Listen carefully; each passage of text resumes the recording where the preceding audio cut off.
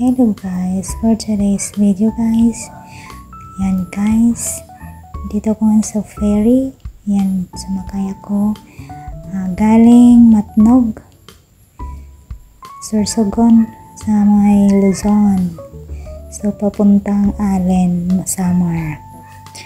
So yan guys, so kahapon guys, alas 4 ng hapon, sumakay ako ng bus. So ayan, papunta dito sa Sorsogon, sa Matnog. Yan guys, tapos dumating kami mga alas 2 ng hapon na kinaumagahan. So ayan guys, ito yung ferry na sinakyan ko. Yan, so malinaw ang dagat guys. So tingnan nyo guys. Ayan. So maganda ang panahon, thank you Lord, na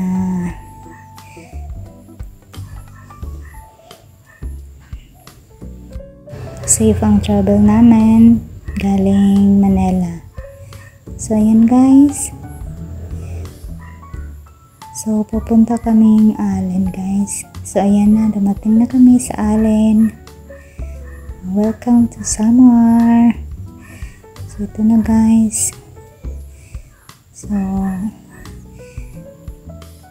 pag sumakay ka ng bus guys, kailangan tandaan mo yung pangalan ng bus at saka number, plate number, yung number ng bus.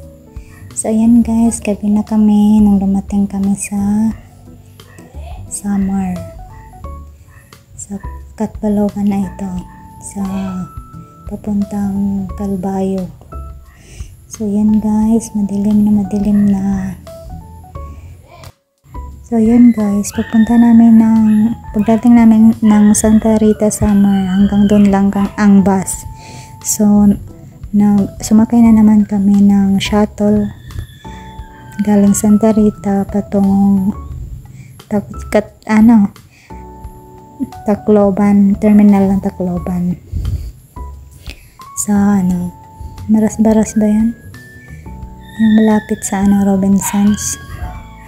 So yan guys, ito yung San Juanico Bridge. So ito yung dapat hindi nila pinapayagan yung mabibigat na sasakyan, yung mga mga light vehicles. So yan guys, welcome to Tacloban City. So ayan guys, so galing Manila guys, nagbasa ko, tapos sumakay ng ferry pagdating ng Matnog, and then pagdating ng Allen, Samar, sumakay ulit sa bus, tapos yung bus hanggang Santa Rita, Samar lang. Pagdating namin doon, sumakay na naman ng shuttle papuntang terminal, tapos sumakay na naman ako ng van papuntang Ormoc. So pagdating ko ng Ormoc, sumakay na naman ng bus papuntang Albuera.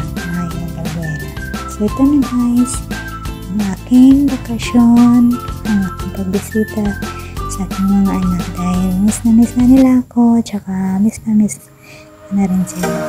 Thank you for watching guys. God bless us all.